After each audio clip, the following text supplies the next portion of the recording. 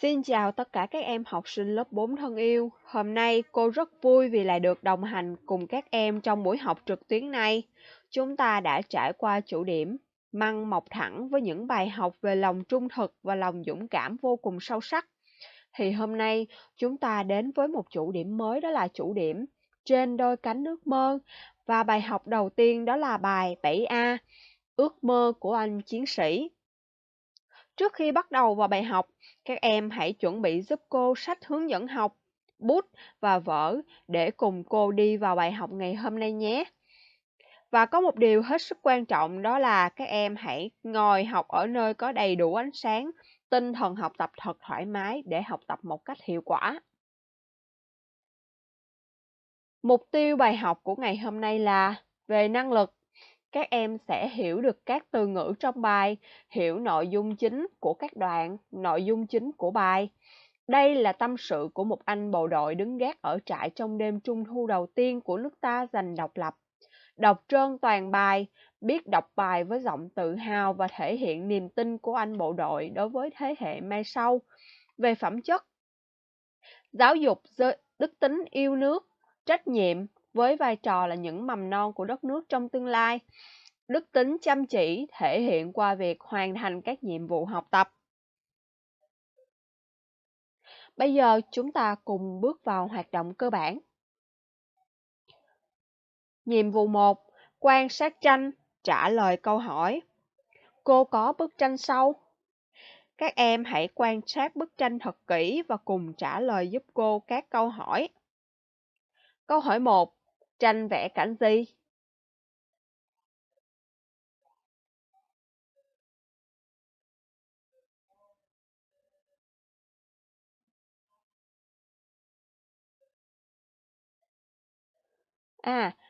Câu trả lời của cô đó là tranh vẽ cảnh rừng núi bao la, tĩnh mịch dưới ánh trăng sáng vằng vặc.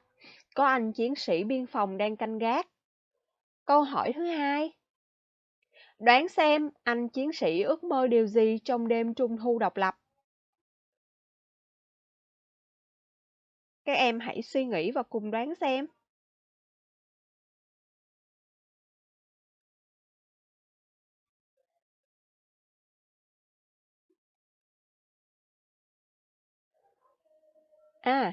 Anh chiến sĩ mơ ước tương lai có nhà máy thủy điện, những con tàu lớn, có các nông trường lớn. Vậy thì để biết được ước mơ của anh chiến sĩ là gì, thì chúng ta cùng nhau bước vào nhiệm vụ 2.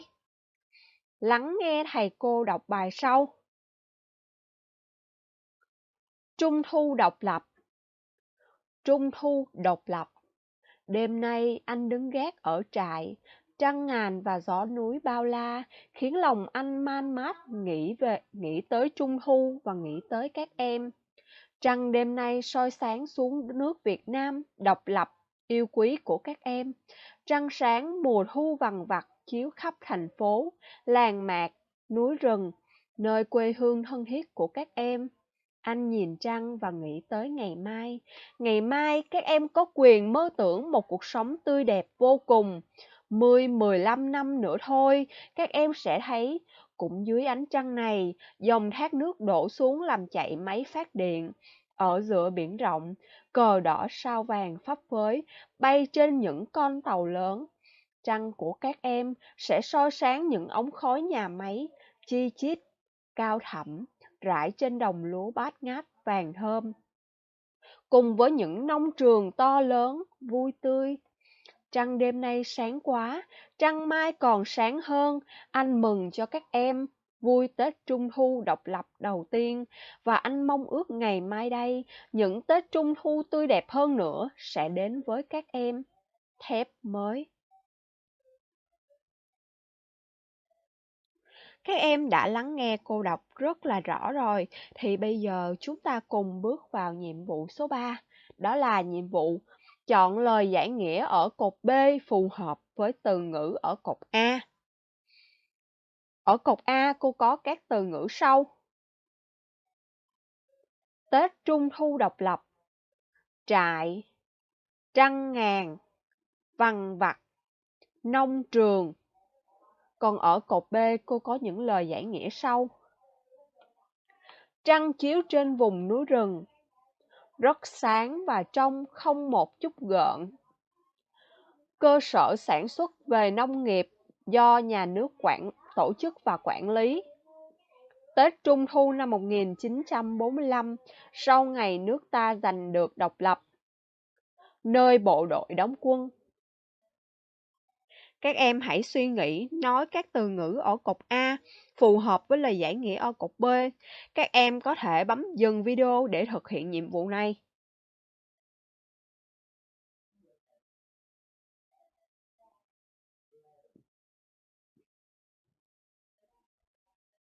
Rồi, các em hãy cùng chờ xem kết quả và cùng đối chiếu kết quả với các em xem kết quả của các em đã đúng hay chưa nhé. Tết Trung thu độc lập có nghĩa là Tết Trung thu năm 1945, sau ngày nước ta giành được độc lập. Trại, doanh trại có nghĩa là nơi bộ đội đóng quân. Trăng ngàn có nghĩa là trăng chiếu trên vùng núi rừng. Vằng vặc có nghĩa là rất sáng và trong, không một chút gợn. Nông trường có nghĩa là cơ sở sản xuất lớn về nông nghiệp do nhà nước tổ chức và quản lý.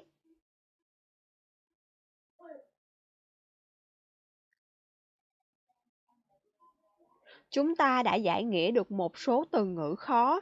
Vậy thì bây giờ chúng ta cùng bước sang nhiệm vụ 4. Nhiệm vụ cùng luyện đọc. Cô có các từ khó sau. Các em hãy lắng nghe cô đọc mẫu trước. Sau đó các em sẽ đọc theo cô nhé. Đoạn 1 cô có từ man, mát, soi, sáng, vằng, vặt. Đoạn 2 cô có từ phấp, phới, cao, thẳm, chi, chít. Và đoạn 3 thì cô có từ độc lập. Các em hãy chú ý những chỗ mà cô có tô đỏ thì lần sau khi mà gặp các từ này các em chú ý đọc cho chính xác và khi viết mình sẽ không bị sai những từ này các em nhé.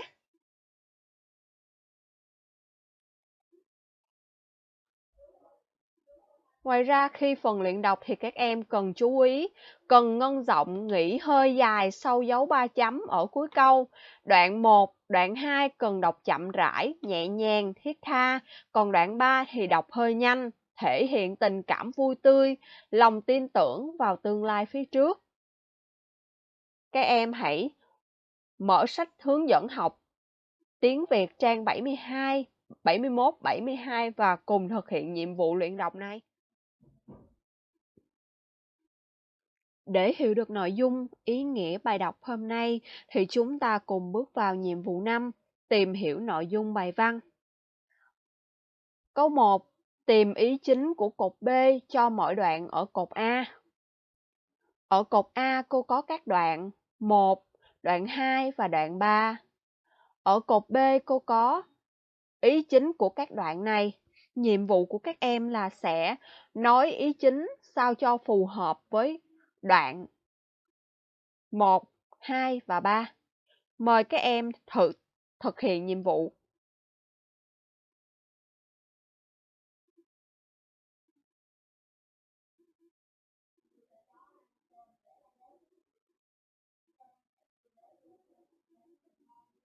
Và đây là kết quả của cô. Đoạn 1 sẽ là cảm xúc của anh chiến sĩ trước vẻ đẹp thanh bình trong đêm Trung thu độc lập đầu tiên của đất nước. Đoạn 2 sẽ là lời chúc của anh chiến sĩ với thiếu nhi. Và đoạn 3 sẽ là mơ ước của anh chiến sĩ về cảnh đất nước hiện đại, giàu đẹp trong những Trung thu tương lai.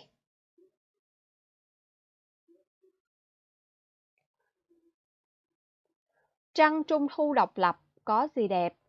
Đọc đoạn 1. Các em hãy đọc lại đoạn 1 của bài Trung thu độc lập và trả lời giúp cô câu hỏi số 2 này.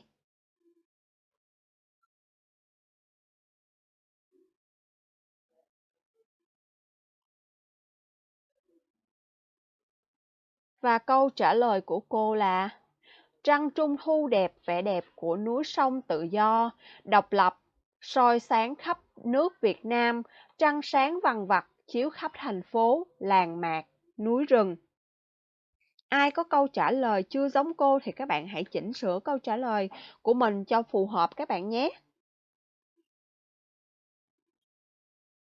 Câu 3. Những hình ảnh nào cho thấy tương lai tươi đẹp của đất nước trong mơ ước của anh chiến sĩ? Đọc đoạn 2. Các bạn hãy đọc lại đoạn 2 để tìm câu trả lời cho câu hỏi số 3.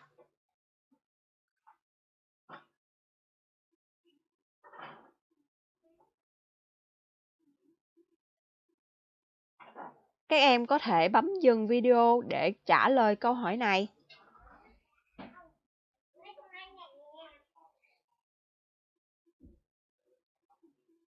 Và đây là câu trả lời của cô. Dòng thác nước làm chạy máy phát điện giữa biển rộng, cờ tổ quốc phấp phới bay trên những con tàu lớn. Khắp nơi, ống khói nhà máy chi chít, cao thẳm, đồng lúa bát ngát vàng thơm cùng với nông trường to lớn và tươi vui. Câu 4. Dòng nào dưới đây nêu đúng ý anh chiến sĩ muốn gửi gắm trong hai câu thơ sau? Trăng đêm nay sáng quá, trăng mai còn sáng hơn. Cô có đáp án sau. A. Trăng đêm trung thu độc lập sáng hơn bình thường. B. Tin tưởng thiếu nhi sẽ có tương lai tốt hơn hiện tại. C. Tin tưởng trăng trung thu ngày một sáng hơn. Và D.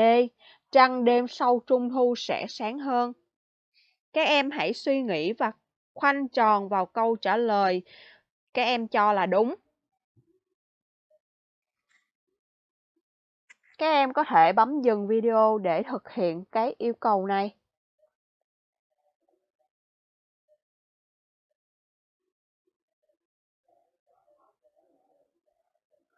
Và đáp án mà cô lựa chọn đó là đáp án B. Bạn nào lựa chọn đáp án B thì cô xin chúc mừng các bạn nhé. Câu hỏi số 5. Em mơ ước đất nước ta mai sau sẽ phát triển như thế nào? Hãy suy nghĩ và trả lời theo ý của mình.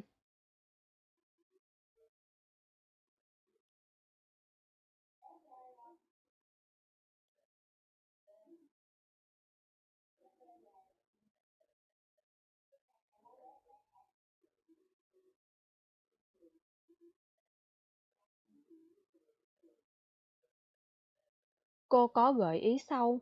Theo em, trong tương lai đất nước chúng ta sẽ ngày càng phát triển theo hướng công nghiệp hóa, hiện đại hóa. Nhiều tòa nhà hiện đại mọc lên, các hoạt động lao động chân tay thay bằng máy móc, khai thác và phát triển nguồn năng lượng tự nhiên như gió, nắng, nước chảy. Và đây chỉ là cái phần gợi ý của cô. Các em có thể có những cái mơ ước, những cái điều to lớn hơn, vĩ đại hơn nữa các em nhé.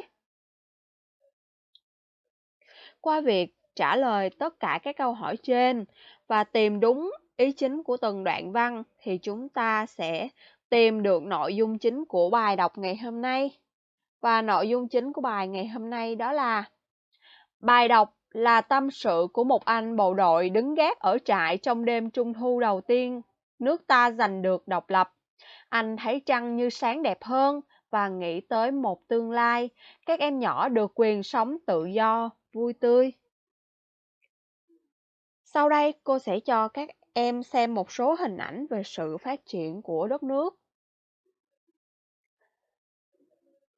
Đây là hình ảnh của tòa nhà cao nhất Việt Nam, Landmark 81. Xung quanh tòa nhà này còn rất là nhiều những tòa nhà cao tầng khác nữa. Còn đây là hình ảnh bên trong của nhà máy sản xuất giấy, có rất nhiều trang thiết bị hiện đại. Nhưng ở đây con người cũng đóng góp một vai trò vô cùng quan trọng, đó là điều khiển máy móc. Và đây chỉ là một số hình ảnh về sự phát triển của đất nước ta. Hiện nay, các em là những mầm non, những tương lai của đất nước. Vì vậy, các em hãy cố gắng học tập thật tốt để mai sau xây dựng đất nước tươi đẹp hơn, giàu mạnh hơn nữa các em nhé. Bài học đến đây là kết thúc rồi. Chúc các em học tập thật là tốt. Chào tạm biệt tất cả các em.